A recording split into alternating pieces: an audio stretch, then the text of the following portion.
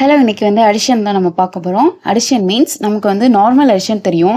இப்போ 2 + 2 இப்படி இருக்குன்னு வச்சுக்கோங்களேன்.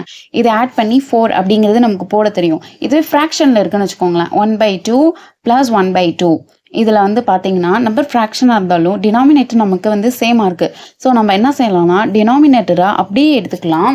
அடுத்தது மேலே நியூமரேட்டரில் இருக்க நம்பர் 1 + 1 = 2. ஸோ ஆட் பண்ணால் நமக்கு லாஸ்ட்டில் 1 தான் ஆன்சராக வருது. இப்போது டினாமினேட்டர் வெவ்வேறையாக இருந்தால் என்ன பண்ணலாம்? இப்போ 1/2 + 1/4 இருக்குது அப்படின்னு நினச்சிக்கோங்களேன். இப்போது இது ரெண்டுத்துக்கும் ஃபஸ்ட்டு எல்சிஎம் எடுக்கணும். டினாமினேட்டர் 2, 4 இருக்குது. இதுக்கு எல்சிஎம் எப்படி எடுக்கலாம்? ஃபஸ்ட்டு நான் 2 எடுத்துக்கிறேன். 2வால் இந்த 2, 4 நான் வந்து டிவைட் பண்ணுறேன்.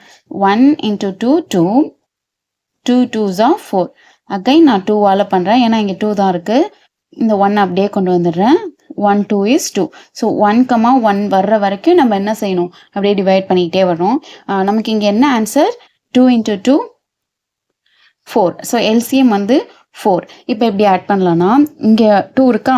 இந்த 2வை எந்த நம்பரால் நம்ம மல்டிபிள் பண்ணால் 4 கிடைக்கும்? 2வை 2வால் மல்டிபிள் பண்ணால் 4 கிடைக்கும். அதாவது இங்கே 4வை 1ஆல் மல்டிபிள் பண்ணால் 4 கிடைக்கும். இங்கே டினாமினேட்டரில் என்ன நம்பரால் நீங்கள் மல்டிபிள் பண்ணியிருக்கீங்களோ மேலேயும் அதே நம்பரால் என்ன செய்யணும்? மல்டிபிள் பண்ணி நம்ம ஆன்சரை போடணும். இப்போ 1 2 is 2 + 1 × 1 1. ஸோ ஆன்சர் என்ன வருது? 3/4. ஸோ இதுதான்